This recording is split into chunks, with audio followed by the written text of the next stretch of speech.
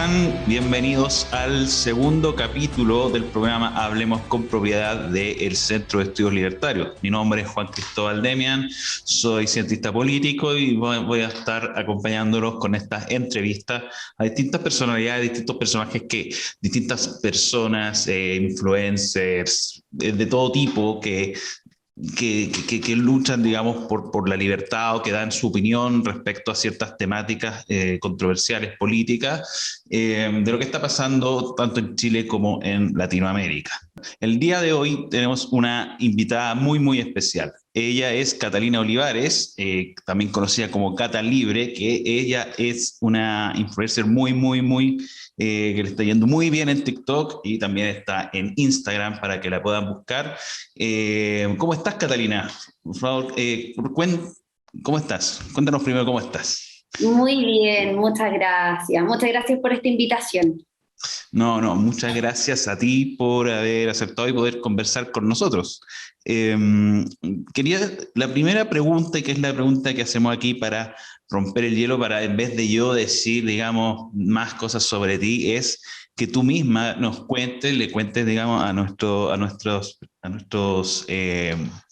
personas que nos estén mirando, quién eres, y no solo quién eres, sino también ¿por qué? ¿Por qué empiezas tú con una actividad que tiene que ver con hablar de lo que piensas, con hablar de política? ¿Cuál es tu historia? ¿Cómo has llegado aquí? Bueno, qué buena pregunta.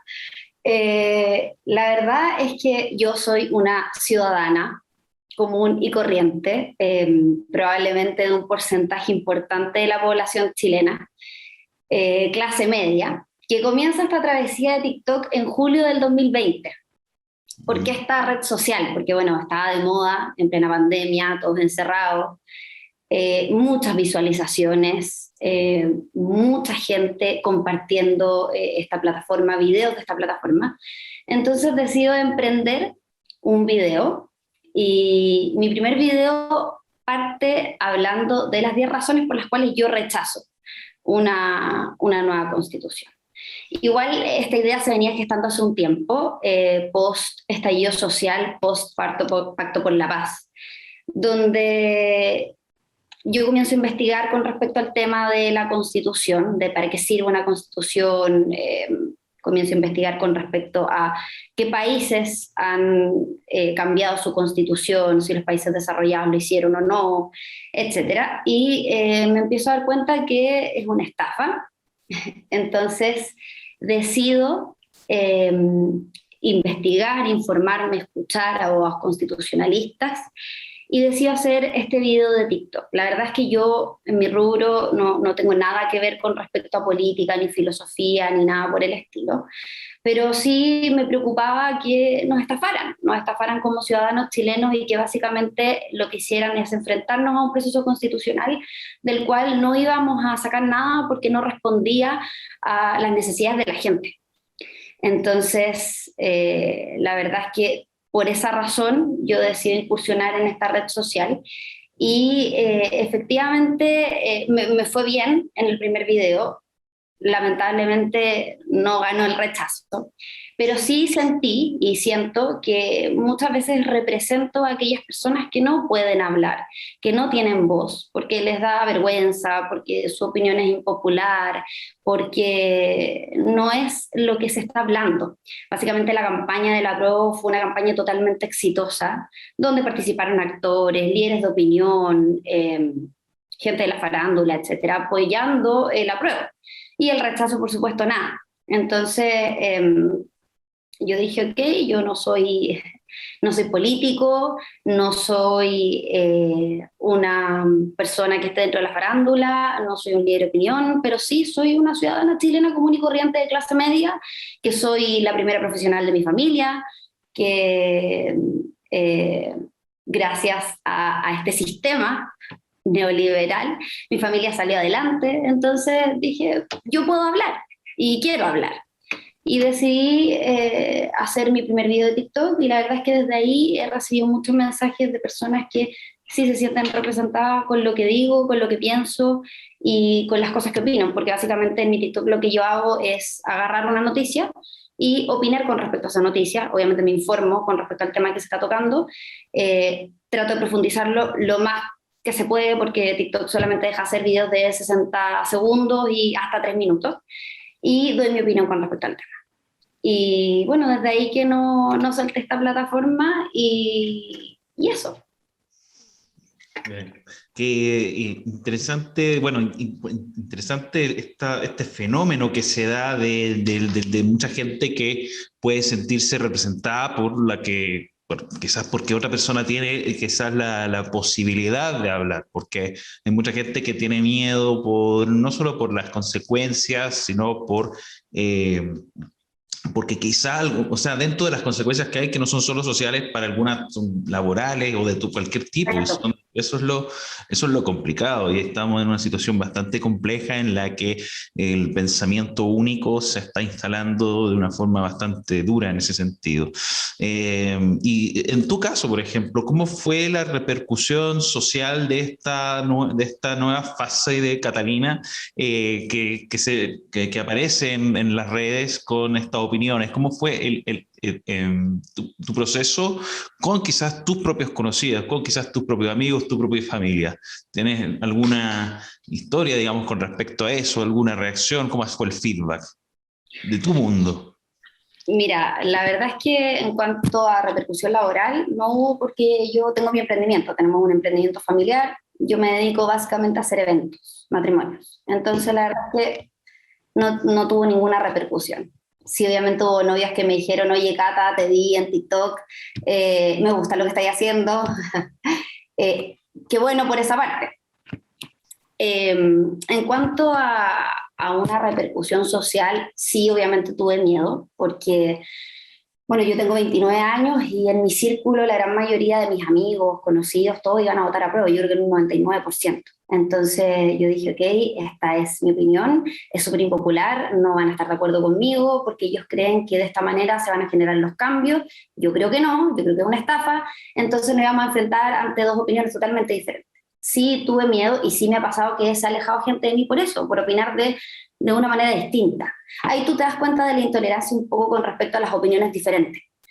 Eh, pero independientemente de eso, he recibido mucha más satisfacción por parte de gente que no conozco, que siempre me escribe, me dice, Cata, por favor, sigue hablando, me mandan noticias, mira, Cata, viste esto, opina sobre esto, investiga sobre esto. Y la verdad es que eso me ha entregado mucha más satisfacción. Y obviamente me he dado cuenta que me gusta analizar ciertos hechos contingentes, ciertas noticias, ciertas cosas que están pasando en el país, que yo creo que nos debiesen preocupar a todos, pero que lamentablemente en los medios de comunicación cuando las tocan hay un cierto sesgo, hay gente que no es capacitada para opinar sobre estos temas, entonces dan su opinión, siempre tienen una tendencia a esa opinión, entonces lo bueno también de estas redes sociales y lo que ha permitido es que básicamente puedes encontrar de todo. Hay personas opinando desde distintas miradas políticas, de distintas filosofías, distintas doctrinas, etcétera. Pero respondiendo a tu pregunta, ¿se me ha traído alguna repercusión? Ni laboral ni social. Qué bueno, qué bueno escuchar eso. Hay gente que sí, se conocen casos de personas que han tenido, digamos, repercusiones no solo laborales, sino también en la pérdida de amigos. Hay familias que se quebraron también por este dilema. Qué bueno también escuchar casos en los que hay apoyo y hay un crecimiento, y decir, y se da esta sensación de que lo que hace genera un más personas que al momento de darte su apoyo también te generan o te generan un respaldo dentro de tu propia actividad, ¿ya? Y eso es importante también porque hay redes sociales que también empiezan a penalizar contenido. Y eso también es parte de este pensamiento único eh, que que hay redes, por ejemplo, Instagram, donde no puedes tocar ciertos temas, para qué decir Facebook y otros más, incluso YouTube, donde te quitan, te desmonetizan por algunos. En TikTok pasa que si hay una cierta cantidad de personas que te denuncian, tu video lo bajan. O sea, puedes tener, no sé, 10 o 20 o 30 personas denunciando tu video solamente porque no les gusta tu opinión y te lo pueden llegar a bajar por eso. Mm. Lamentablemente pasa eso, hoy día pasa mucho eso. ¿Te ha pasado a ti, por ejemplo? No, la verdad es que no.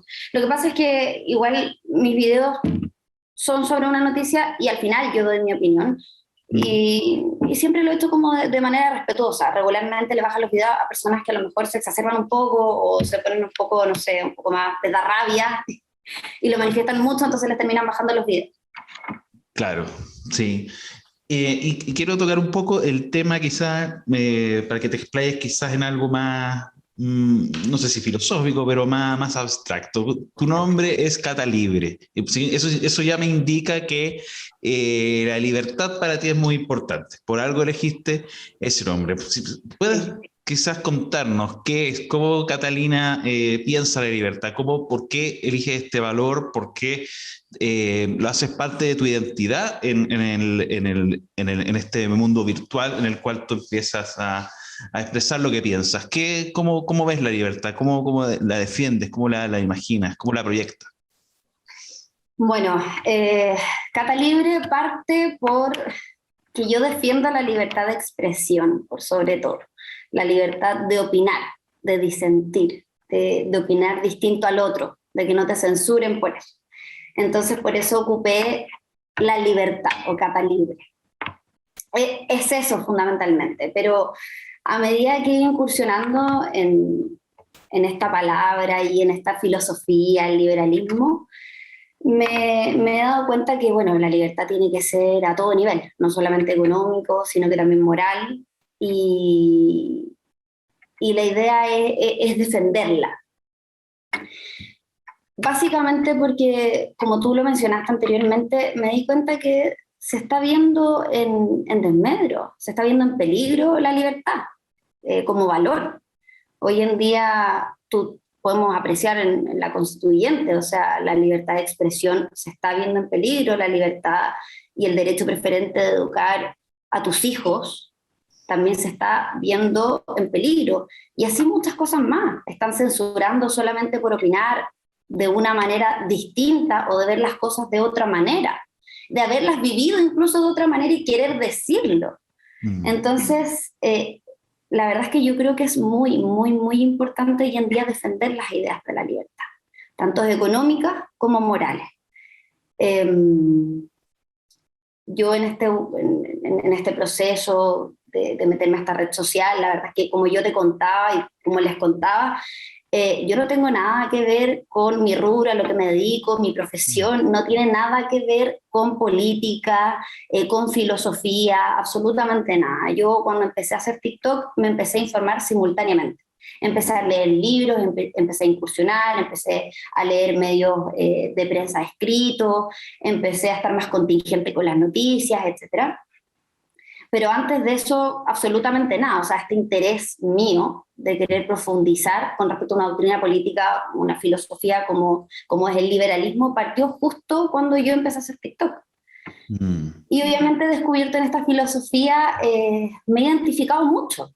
Me siento muy representada, justamente por lo que te comentaba, porque yo creo que hoy en día en Chile está en peligro y en general en Latinoamérica. O sea, o es libertad o es caos. Entonces, bueno, de ahí parte de la libertad de expresión.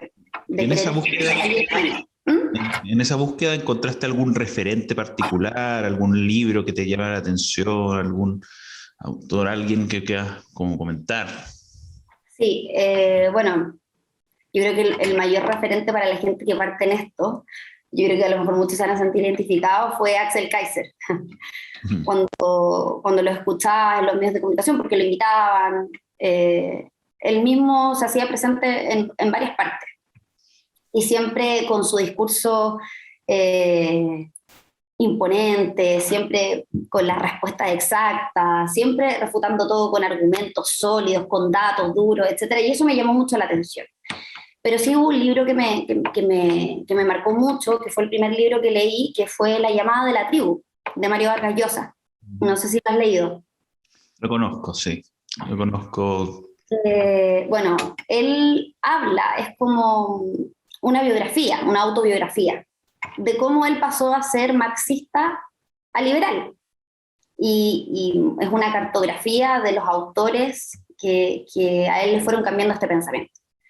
Entre ellos Hayek, Mises, Adam Smith, Isaiah Berlin, y tú te das cuenta un poco de este proceso, cómo él pasaba de ser marxista, de una persona súper de izquierda, defender a Cuba, defender la dictadura cubana, a pasar a ser liberal. Y eso me llamó mucho la atención, y cómo él describe el liberal.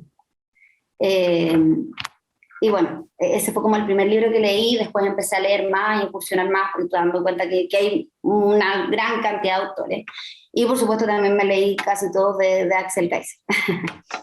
Ah, qué bueno. Sí, Axel, bueno, para muchos es un referente muy relevante, digamos. Él hizo un trabajo muy de difusión de ideas liberales muy importante en algún momento. Entonces, evidentemente hay una influencia común en este fenómeno de la defensa de las ideas. Y bueno, el libro que refieres de Vargas Llosa es súper interesante por el tema de la conversión, la idea de que tú puedes haber tenido una idea predeterminada y darte cuenta en algún momento por distintas cosas que estaba equivocado y asumirlo. Eso es bien interesante. Sí, no, lo recomiendo, o sea, yo siempre se lo recomiendo a todas las personas. De hecho, hasta en mi TikTok en alguna ocasión hice un video, porque creo que es importante ver esa transición de pasar de ser marxista, creer en una idea colectivista, a pasar a creer en el liberalismo y en el individuo. Claro, claro, no, es un cambio importante y sí son importantes esos libros biográficos que muestran esta historia, porque también a veces no son de las más, porque no le hacen buena propaganda a los que, digamos, a los que consideran que estas personas que se les van son traidores o cosas así. Entonces no les conviene mostrar esto, no les conviene mostrar la disidencia, no les conviene mostrar a la gente que huye de los países comunistas, no les conviene mostrar a los soldados alemanes que saltaban el muro de Berlín hacia el oeste, porque nunca saltaron hacia el otro lado. Pero bueno, eso es parte de las cosas que hay que, digamos, mostrar. Hay que mostrar la evidencia, hay que mostrar la historia, hay que mostrar a estas personas que han tenido el valor de salirse, digamos, de estos mundos más esclavizantes y optar por una visión más, más allá del liberalismo, va algo más humano, porque ellos conocen un mundo, digamos, cuando muchas de estas personas que están en la izquierda conocen un mundo de mucho odio, mucho resentimiento, que también va mermando sus propias vidas. En algún momento dicen, esto no es ni siquiera, digamos, ni siquiera humano. ¿Ya? Entonces, ahí también hay un salto muy importante. No sé si concuerdas también con esta idea, también con esta visión de que hay de que algunas de estas ideas, porque quizás es válido tener, por ejemplo, a nivel ideológico, es válido, es parte de la libertad de algunos tener estas ideas que podrían ser colectivistas, o sea, sí. Sin embargo, no es casual que en su mayoría muchas de estas personas están atrapadas por esta idea, por ideas de un totalitarismo bastante descontrolado, ira, es como una especie de prisión mental que viven muchas de estas personas. No sé si tú concuerdas con ello. No, sí, estoy totalmente de acuerdo contigo. Yo creo que muchas veces hay gente que no se da cuenta. Hay gente que no se da cuenta que es estatista. Mm, Eh, Básicamente uno eso al fenómeno que hoy en día tenemos en Chile, que mucha gente exige y pide un Estado paternalista, un Estado presente. Eso es estatismo. ujú, Eso es querer que el Estado se haga presente en tu vida. mm, Y eso hoy en día propone la izquierda chilena, la izquierda más radical, incluso la izquierda que es más bien progresista o de centro izquierda, es un estatismo gigante. Entonces, tú te das cuenta que estas ideas calan profundamente en las personas porque mm, las personas siempre necesitan o regularmente necesitan que alguien se esté haciendo cargo de ellas, que le respondan todo. Tú te das cuenta cuando exigen, no sé, derecho a la salud, derecho a la educación, derecho a la vivienda, derecho a un montón de cosas. Y eso exigírselo a un algo, que este algo es el Estado. Es como un Mesías redentor que va a venir a solucionar todos tus problemas. Pero eso es una mentalidad, y eso es una mentalidad de la cual está impregnada toda Latinoamérica, o al menos así yo lo veo. Por eso yo creo que es tan importante defender la libertad, porque hoy en día es un valor que está en peligro, que la gente no defiende, porque la libertad conlleva la responsabilidad. Tú no eres libre si no eres responsable. Es una cosa amarrada a la otra. Y la gente no está dispuesta a hacerse responsable de sus actos. Lo ves en algo tan mínimo como, por ejemplo, cuando tú botas basura a la calle. Ah, pero alguien lo tiene que venir a recoger, pues la municipalidad se tiene que hacer cargo de ese papel que yo boté en la calle. Es tan básico como eso. Entonces, cuando tú te das cuenta de que es un tema mental, que es un tema de la cabeza, es cuando la batalla cultural cobra sentido. Cuando tú dices, ok, tenemos que dar la batalla desde las ideas, no sirve de nada meterte a la política y tratar de hacer algo. Porque básicamente, si no tienes la mayoría, no sirve de mucho. Tienes que tener una mayoría importante. Lo que yo creo que hoy en día es más importante son estas plataformas y estas personas que son parte de estas plataformas que difunden las ideas de la libertad, que hacen cuestionar a las personas, que las hacen reflexionar y decir, cierto. Hoy en día lo que tenemos que tratar de hacer es que Latinoamérica y en general Chile abrace su libertad de decidir si quiere educación privada o quiere educación pública, abrace su libertad de poder educar a sus hijos como quiera, abrace la libertad de opinar, de disentir, de no ser parte necesariamente de un grupo, sino de que tener una opinión individual, una opinión distinta, abrazar la libertad de distintas maneras. Y eso es básicamente lo que no está pasando. La gente no está abrazando las ideas de la libertad porque tampoco se dio la batalla cultural y porque durante estos últimos 30 años la izquierda ha hecho un trabajo de joyería, donde ellos se han encargado de meterle en la cabeza a la gente de que un algo divino, mesiánico, a través de una clase política, tiene que entregarle todo lo que necesita para vivir, sin ningún tipo de esfuerzo, solamente porque se lo merece, porque nació. Solamente por eso tiene que obtener ciertos derechos. Entonces, esto va un poco concadenado con lo que tú dices, encadenado a lo que tú dices. Lamentablemente, en Chile no estamos abrazando la libertad y estas ideas colectivistas, tal como tú los mencionabas, ya nos tiene carcomido el cerebro a una gran mayoría de la población chilena. Y ese es el trabajo que estoy tratando de hacer también en mis redes sociales. Sí, sí. No, concuerdo plenamente especialmente con la idea que mencionas de que esta batalla cultural que se hace referencia, digamos, lleva 30 años, digamos, por lo bajo de desventaja. ¿Ya? Y en ese sentido es lo que pasa un poco con el castigo que tuvieron los partidos de la centroderecha en la convencional constituyente, en la convención.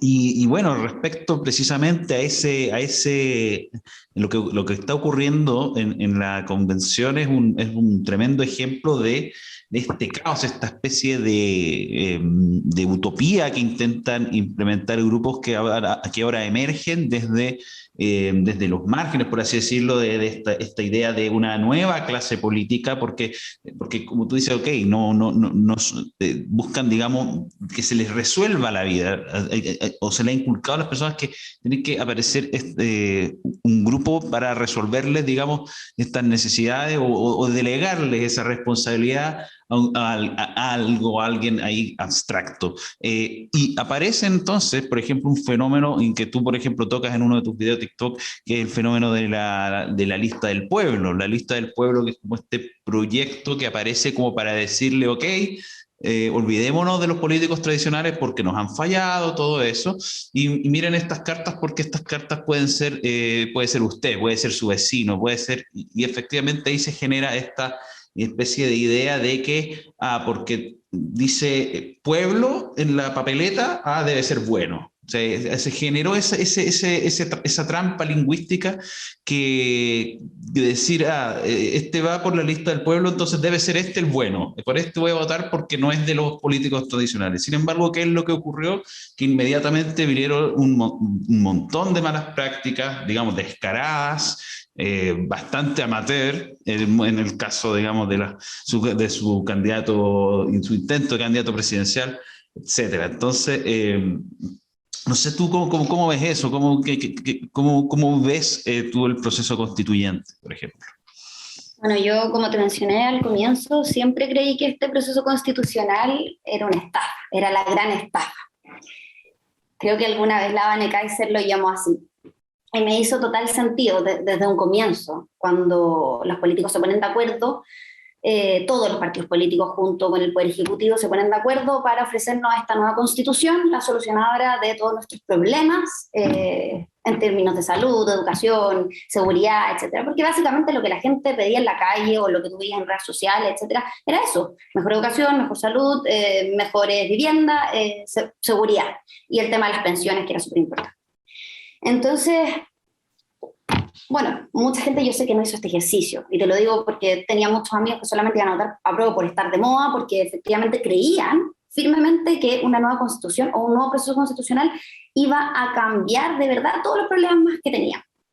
Entonces, bueno, después de leer, darme cuenta que no era así, de que una constitución sirve para otra cosa, nos encontramos con esta gran estafa. Pero a mí la verdad es que no me asombra, porque básicamente entendía para qué servía una nueva constitución, o para qué sirve una constitución en general, que finalmente es para poder regular el poder del Estado y garantizar derechos y libertades frente al Estado. Pero la gente no entendía eso, la gente creía que era una lista de supermercado casi, o una lista de deseos al viejito pascuero y decir, ok, aquí van a solucionar todos los problemas. De hecho, una persona fue a votar a prueba y la entrevistaron, un canal de televisión, y dijo, no, yo estoy aquí para votar a prueba porque quiero una vivienda digna.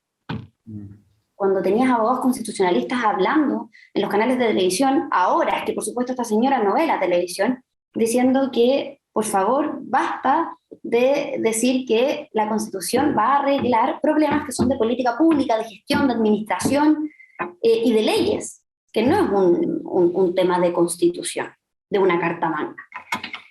Entonces, cuando nos enfrentamos ahora a todas estas situaciones, cuando nos enfrentamos a esta lista del pueblo, que básicamente nace del resentimiento, de la rabia, donde hay una persona, hay un personaje que se llama Pelao Bade, creo que le dicen, que es una persona que si tú la escuchas está llena de rabia, llena de resentimiento, que en alguna ocasión lo entrevistaron y él dijo, si no hay para todos, entonces que no haya para nadie.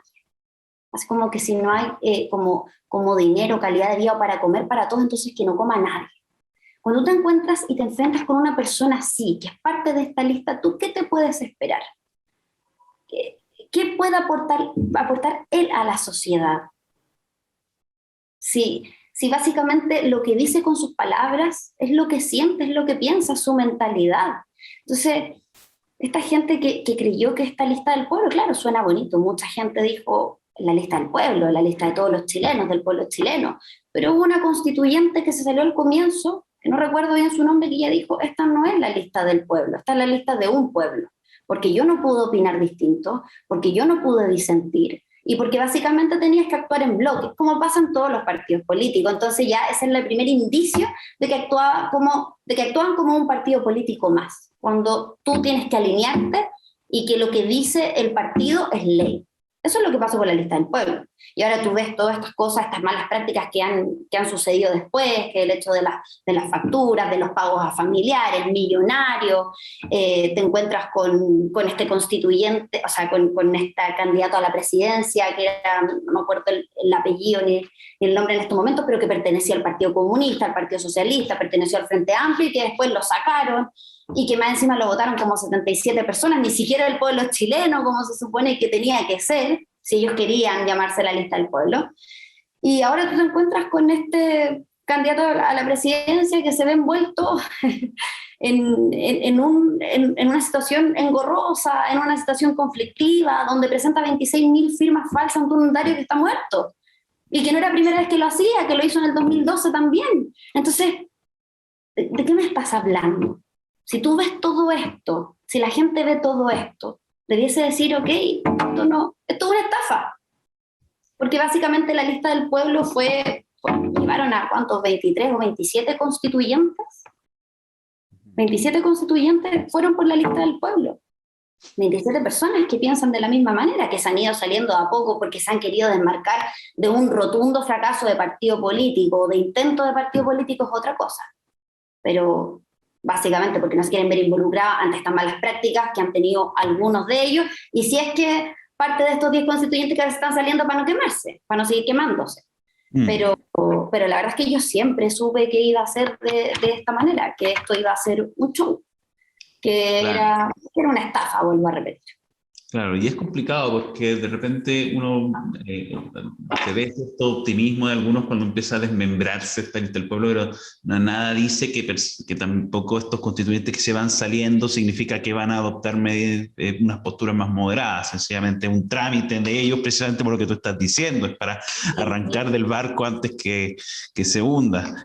Bueno, Eso es lo que están haciendo. sí, y bueno, pero y de hecho ya están, ocurren también otras cosas, evidentemente. Ellos no, estos constituyentes, digamos, se toman días libres, deciden cuándo ir, cuándo no ir, no tienen, digamos, no tienen nada ni siquiera cercano, por ejemplo, al funcionamiento, por ejemplo, de un parlamento, que un tiempo que también se decía eso como argumento, que vamos a tener 2 congresos. La verdad es que ni eso, porque por lo menos en el Congreso las cosas son un poco más como reloj, por lo menos en algunas cosas, pero aquí realmente uno no sabe, digamos, cuándo van, que no van los lunes, que no van los viernes, que esta semana creo que tampoco iban a ir porque no sé qué cosa les pasó, se demoró mucho en instalarse, que no tenían, digamos, las sillas perfectas, que tenían que comer sándwich en el suelo, y un montón de cosas súper llamativas y súper peculiares, de derroche y todo ese tipo de cosas. Sin embargo, ya están haciendo algunas de las transformaciones, como ellos les dicen, simbólicas. Intentan eliminar la palabra República de Chile para hablar todos de esta especie de Estado plurinacional, que ellos imaginan, esta idea de que prohíben, digamos, las banderas que tengan que ver con el cristianismo, porque la presidenta dijo que era una religión invasora, que estaba todo bien menos eso, siendo que está, digamos, excluyendo inmediatamente una gran parte de la población chilena de entrada a su antojo. Eh, Ahora está esta idea de perseguir el negacionismo, digamos, que uno no sabe ya a qué lo van a llamar negacionismo, ¿ya? Y un montón de cosas. La idea de que quieren que los menores de edad, de 14 años en adelante, también aprueben, digamos, en el plebiscito de salida. Yo creo que, ¿qué piensas tú de eso, de cómo ellos venden estas ideas? Precisamente porque algo te dice que ellos necesitan que menores entre 14 y 18 se sumen a votar, porque yo creo que ahí el nivel de manipulación sobre las nuevas generaciones, sobre la poca preparación en ciertas temáticas de la vida que tienen, digamos, que tienen los adolescentes, para ellos con sus romantizaciones es mucho más fácil lograr que todos esos votos se vayan, digamos, precisamente estas idealizaciones que son totalmente un desastre, un vacío. No sé, ¿qué piensas tú de esto?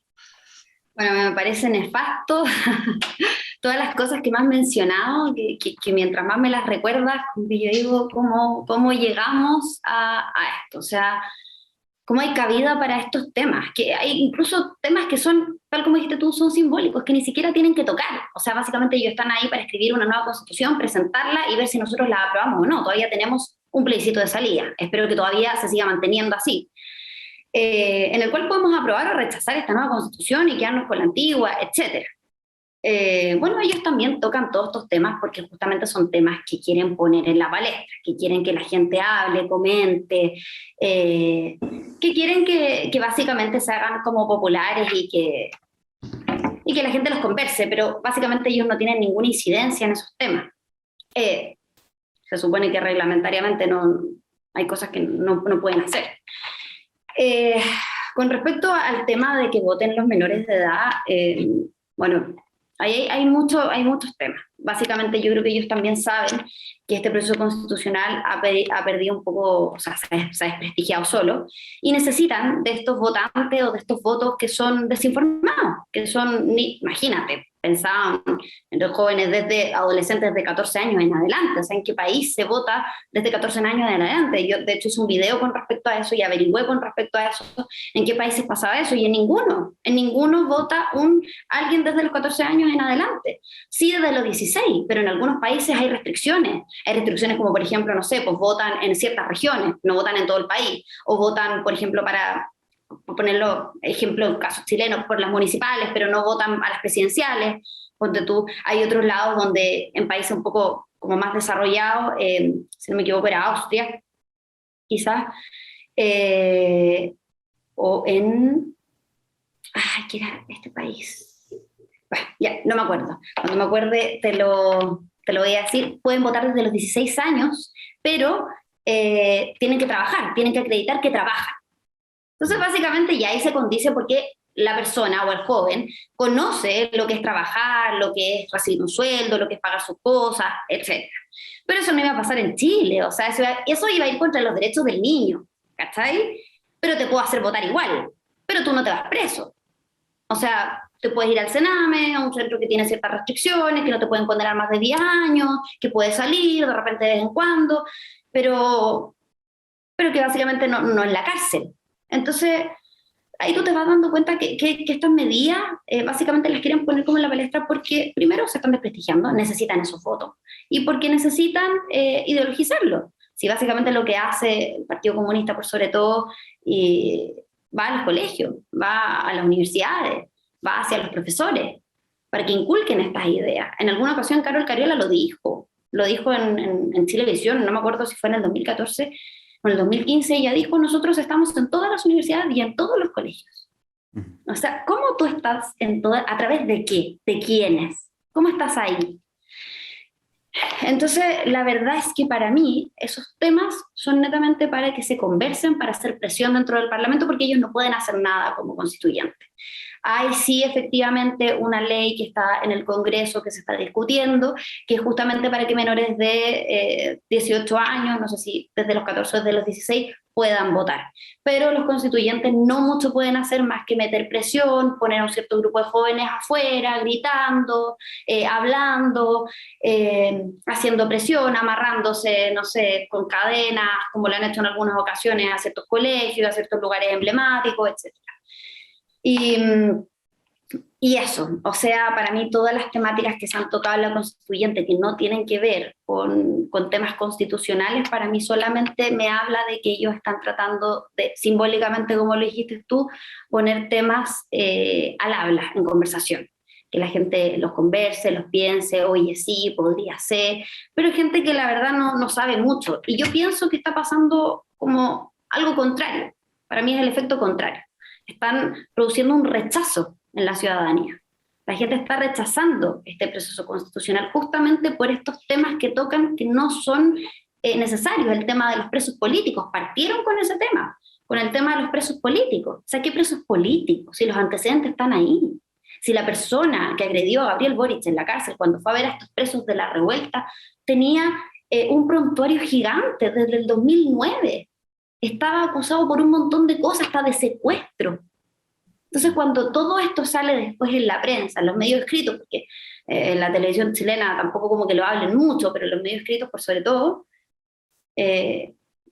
tú dices, está defendiendo un delincuente, está llamando preso político a un delincuente. Esta persona, se llama Miguel Ángel, si no me equivoco, lo pillaron el 30 de octubre del 2019, lo pillaron en una protesta tirándole molotov, piedras, palos a carabineros, etcétera, y se lo llevaron. Pero el prontuario venía desde hace mucho antes, por robo, por secuestro, por riña, por un montón de cosas, incluso robo con violencia, con intimidación en lugar no habitado, en lugar habitado.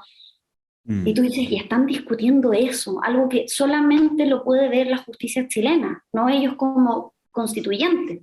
Y así un montón de cosas, el tema del negacionismo también. O sea, solamente no puedes decir o no tienes que avalar las violaciones sistemáticas a los derechos humanos del 18 de octubre y del 73 al 80. Pero ¿y las violaciones de los derechos humanos antes del 73? ¿Por qué llegamos al 73? ¿Por qué hubo un Pinochet? Porque hubo un Allende. Ujú. O sea, y la violación a los derechos humanos de esas personas que trabajaban en la Plaza Baquedano, en la Plaza Italia. ¿Dónde están los derechos humanos de esas personas que perdieron sus negocios, el sustento para poder alimentar a su familia? No hay ahí. Incluso personas que se vieron violentadas por estas personas. O Mm. sea, y ahí tú te das cuenta que mientras tú vas contando eso, que yo recurrentemente lo hago en mis redes sociales, la gente dice, sí, oye, sí, es verdad. Y así se va desprestigiando la convención. Yo creo que si hoy en día llegamos a un plebiscito de salida y llega a ganar el apruebo, ponte tú, va a ser por un mínimo de éxito. Pero es muy probable que si seguimos así, gane el rechazo. Habrá que ver habrá que seguir poniendo estos temas para que eso pueda ser una posibilidad. Eh, pero efectivamente, o sea, de hecho, el tema que toca sobre estas personas que realizan, digamos, violencia para llegar, digamos, de violencia bastante coordinada, dicho sea de paso, para llegar al proceso en el que están. Bueno, otra de las cosas que también han hablado los constituyentes es de esta reforma a Carabineros, otro tema que también les interesa mucho, Carabineros que están especializados en derechos humanos, porque la visión, digamos, esta visión que tienen ellos de derechos humanos es como de que solamente Carabineros puede violar derechos humanos, no existe, digamos, violación de derechos humanos, digamos, de personas que sufren Sí. ataques de personas, de otras personas, no, eso no existe. Solo si Carabineros, digamos, se le pasa la mano con alguien, ahí sí. Y efectivamente hay un llamado, digamos, a refundar Carabineros, como le dicen, o las policías, precisamente para que no puedan actuar. Es básicamente eso, lo están diciendo de forma, de esa manera. Pero también, y otro tema que es súper interesante que podríamos abordar es el tema de cómo se niegan, de cómo niegan la realidad. A mí me llamó mucho la atención algo que dijo Pamela Giles hace poco con respecto al cuarto retiro, cuando ella dice claro, que los políticos, que ella estaba en el bando ahí luchando por esto, por el cuarto retiro, y que en su contra iban a estar los políticos de la derecha, obviamente, y los especialistas, y miles de especialistas en su contra. Me llama mucho la atención que ella diga y expresa claramente que los especialistas están en el lado que ella está combatiendo. O sea, le está diciendo literalmente, ellos son los especialistas que saben y aún así estoy contra ellos. Así como, no, mi postura es contra la realidad. Básicamente eso es lo que nos está diciendo, sin ningún tabujo, que dicho sea de paso. ¿Qué piensas tú? Aparte que se está, digamos, hablando de todo lo que ocurre con estos aportes estatales en tema, digamos, de lo que va a generar a futuro y a nivel macroeconómico. Que impresionante también el tema. Bueno, la Pamela Giles es un personaje, un personaje. Yo no entiendo cómo llegó ahí, pero se ha dado un poco esta como eh, este como nuevo sistema en realidad donde personas faranduleras llegan a puestos políticos. Para mí es como la nueva farándula chilena, la política. De un momento a otro pasamos de tener personas como de la farándula como la Luli o la Adriana Barriento a políticos, a Lavín, a Vidal en la televisión y a Giles también. La verdad es que el tema de las FP, del tema de las pensiones, es un tema netamente económico, es de especialistas. O sea, creo que negar la realidad o negar lo que te están diciendo los especialistas es no querer entender. Si hay una gran cantidad de economistas que te están diciendo, hey, esto es peligroso, un cuarto retiro, ya basta, está trayendo repercusiones en los créditos hipotecarios, en los intereses, etcétera, basta, y que los políticos insistan en esto, o un sector de la política insista en esto, es porque básicamente no les importa. No les importan los chilenos, no les importa la persona que sale a la calle a trabajar, el de clase media baja, el pobre, no les importa porque ellos son réditos políticos. Si yo te doy el cuarto retiro, te doy esta plata y tú quedas contento, pan y circo para el pueblo, Uh -huh. tengo el voto asegurado. Y más ahora que estamos en época de elecciones, en época de campañas para las elecciones. Esto es un tema estratégico. Esto es un tema básicamente, no me importa lo que pase, después lo arreglamos, Después agarramos estos fondos de la AFP, los nacionalizamos, Proboste tiene un proyecto de ley ahí para nacionalizar los fondos de pensiones, que básicamente pasan a ser de todos, pero que básicamente una de sus propuestas también de Jadwe fue como que vamos a usar esta plata para desarrollos públicos a nivel país y no sé qué, y después vemos qué hacemos con las pensiones, un poco lo que pasó en Argentina. Pero es básicamente eso, o sea, no van a escuchar a los especialistas porque necesitan los votos. Y si tú hoy en día estás en contra del cuarto retiro de las AFP, estás siendo impopular. Estás a favor de las AFP, estas empresas malas que nos han robado. O sea, si tú hablas un poco con la gente, y te lo digo porque en muchas ocasiones también he tratado de dar la batalla a las ideas de esta manera.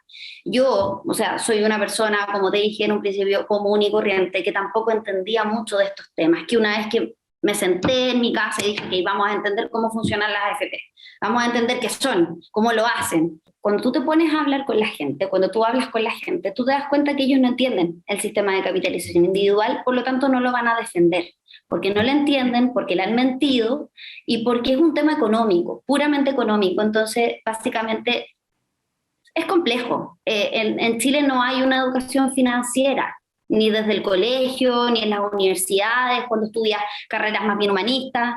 Gente que es ingeniera, a lo mejor ingeniero comercial, entiende un poco estos temas, pero la gente común y corriente, la gente de a pie, la gente que da el voto, entrega el voto, no lo entiende. Entonces el político se aprovecha de esto y les mienten y les dicen funciona de tal manera, te roban, te roban, te roban, te lo repiten, tú te lo crees y lo repites.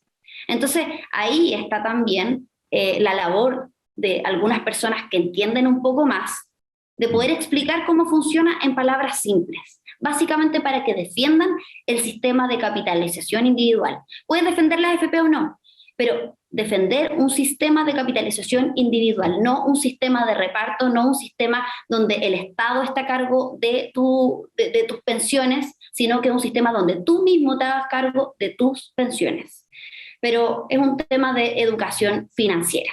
Y el político no lo va a hacer, no le interesa, quiere los votos, por lo tanto te va a mentir y te va a decir lo que tú quieres escuchar. ¿Tú quieres el cuarto retiro? Te lo voy a dar porque lo necesitas, lo necesitas. Te lo voy a dar. Básicamente ya se han quedado 5 millones de personas sin pensión, sin ningún fondo en las AFP. Entonces yo no sé qué tanto puedas entregar, a qué tipo de persona o le vas a entregar este cuarto retiro. Yo creo que no va a tener éxito por el tema del IFE. Claro, y además que esto, bueno, esta ausencia de educación económica o financiera tampoco les conviene, porque efectivamente eso lo primero que generar es pensamiento crítico, digamos, de responsable, de saber incluso a qué se van los impuestos de uno también. Y eso no quieren que se sepa. No, absolutamente no. O sea, sí. De hecho yo creo que hay mucha gente que todavía cree que en la moneda hay una caja fuerte y de ahí van sacando la plata para los IFE y la plata para la gente. En el fondo no tiene idea que esto es como una retribución de lo que tú pagas en impuestos todo el tiempo, todo el año. O sea, de hecho creo que alguien hizo alguna vez como un estudio o un cálculo que de 12 meses que tú trabajas al año son 2 meses en sueldo que se van al Estado. ¿Para qué? Para nada. En muchas, y los gastos, digamos, que uno puede, digamos, por transparencia, uno puede encontrar unos gastos que realmente son terribles, pero bueno, y de hecho también vemos el tema de que nuevamente podemos decir que también la centro-derecha ha sido una de las responsables de esta falta de educación o de comunicación de esto a través del tiempo, y ha sido, digamos, en este momento sigue estando a cargo del gobierno, sigue estando en la moneda, digamos, vía del presidente Sebastián Piñera, y no sabemos muy bien, no se sabe para dónde va la cosa, al menos en términos electorales de aquí a fin de año, donde se va a definir quién va a ser su sucesor, donde aparece una figura, por ejemplo, como la de Sebastián Sichel, como representando un poco una especie de continuidad, con nuevas ideas, o aparece un José Antonio Kast por la derecha y un montón de candidatos hacia la izquierda. ¿Cómo ves tú el panorama de lo que podría pasar? ¿Qué piensa Cata Libre de lo que podría pasar en noviembre, digamos, de este año? Ay, son muchos escenarios. Yo hoy en día no le creo mucho a las encuestas. Las encuestas se han equivocado últimamente, hay que decirlo. No le han achuntado. Daban por ganadora a Daniel Jadwe y ya vimos lo que pasó, que ganó Boric por paliza, por paliza. Yo creo que eso también te refleja que existe un gran miedo de la población chilena al comunismo, que ven lo que han pasado en Venezuela, lo que ha pasado en Cuba y en otros países y básicamente le tienen miedo. Aunque yo igual encuentro más peligroso a Boric. Pero la verdad es que es un escenario complejo. Yo creo que Sichel es muy probable que gane, según mi análisis. Yo, por supuesto, tengo mi candidato, no es Sichel, es José Antonio Kast. Voy a dejar un poco de lado su conservadurismo. Mientras no me lo imponga, está todo bien. Pero yo prefiero una persona que defienda ciertas libertades, cierta seguridad, que a mí me importa hoy en día. El tema de la Araucanía, ponte tú, para mí es un tema importante y que José Antonio Kast lo ha abordado muy bien, no así Sichel. El tema de reducir la cantidad de ministerios también me parece una buena medida, que José Antonio Kast también la ha mencionado. Creo que hoy en día tenemos 24 ministerios, lo piensa reducir a la mitad, fusionar algunos, y eso lo encuentro una súper buena medida porque es grasa política, es grasa estatal finalmente que está sacando. Y qué es lo que importa, hacer un Estado más eficiente, más pequeño y no tan grande ni tan despilfarrador. La libertad económica también es importante. Y bueno, entre otras medidas que tiene, que la verdad es que me ha llamado un poco más la atención, pero yo, siendo sincera, no sé si él tenga un espacio, porque hoy en día también, como te explicaba, hay mucho estatismo como dando vuelta, mucha gente que piensa en que el Estado tiene que ser casi cumplir el rol de papá. Entonces la verdad es que yo creo que la pelea va a estar entre Sichel y Boric. Sí, Sichel también tiene unas buenas medidas, pero yo no sé si va a tener el carácter suficiente para, en temas de seguridad, poner los puntos sobre la I. No así esa seguridad me la da un poco más Kast, el hecho del respeto a la propiedad privada y el tema de seguridad que hoy en día lamentablemente no tiene seguridad por parte del Estado y tampoco te puedes defender por el tema de la ley de armas que también andan dando vuelta ahí, de desarmar completamente a la población, que es algo que sí, ponte tu Kast aborda, que efectivamente vas a poder tener el derecho o propone, entonces eso no quiere decir que lo vaya a hacer. Del dicho al hecho hay un gran trecho, pero al menos lo menciona, al menos el tema está ahí, al menos lo conversa, al menos defiende esas ideas. Entonces para mí esos temas son importantes. Mientras el candidato defienda ese tipo de ideas, va a tener mi voto. Por ahora. No creo mucho en la clase política. Si tú me preguntas, tengo que votar porque hoy en día creo que estamos ante un escenario donde la libertad está en peligro. Entonces, quien defienda las ideas de la libertad va a tener mi voto. Si tengo que sacrificar ciertas libertades, bueno, va a tener que ser así, pero hoy en día no hay un candidato ideal, y yo creo que nunca lo va a haber. No va a haber nadie que te represente al 100%, porque somos individuos, somos personas totalmente individuales y que tenemos criterios totalmente diferentes. Interesante el punto de vista, y sí, efectivamente hay el tema de las armas me llama a mí profundamente la atención específica, y si la sumas con lo que busca la izquierda por ejemplo, de refundar Carabineros sin atribuciones, más encima les quita el arma a la gente, no sé, es un escenario que yo veo apocalíptico, por decirlo bajo. ¿Ya? Es que es libertad, es como te decía, libertad o caos. Eso es básicamente lo que hoy en día está en juego. Claro, entiendo perfectamente y sí, efectivamente hay una noción, digamos, de caos que siempre beneficia precisamente a esta especie de iluminados totalitarios que buscan aprovecharse de ello. Por eso les conviene el caos y les conviene que las personas estén pasándolo cada vez peor. Mientras más les prometen que van a estar mejor, hacen que las personas lo pasen cada vez peor y así se genera esta dependencia, digamos, oscura, maligna y muy, muy, muy, muy antihumana, muy profundamente antihumana. Yo creo que en eso es importante lo que personas como tú, Cata, están haciendo y lo que intentamos también nosotros hacer al momento de expresar esto. Y bueno, creo que ya estamos, hemos tenido un buen programa por hoy día, ha estado muy, muy entretenida la entrevista, podríamos seguir hablando mucho más y bueno, quizás en algún momento volver a reunirnos a conversar, no sé si te parece, Sí. y muchas gracias por venir a nuestro... No, gracias a ustedes por la invitación. Yo creo que estas instancias son súper importantes para que la gente que nos está viendo pueda apreciar opiniones distintas y también reflexionar sobre eso. Muchas veces lo que piensa el otro nos hace cuestionarnos con respecto a lo que nosotros mismos pensamos y de eso se trata. Sí, pienso exactamente igual. Así que eso, Cata, muchas gracias por haber venido y muchas gracias también a las personas que nos acompañaron en la transmisión de este programa, nuestro segundo capítulo de Hablemos con Propiedad. Y eso, los dejo invitados a seguir a Cata Libre en sus redes de TikTok e Instagram y a seguirnos también a nosotros, suscribirse, darle ahí like a este video, comentar y suscribirse a nuestro canal para seguir viendo nuestros programas. Así que eso, muchas gracias y nos vemos en la siguiente oportunidad.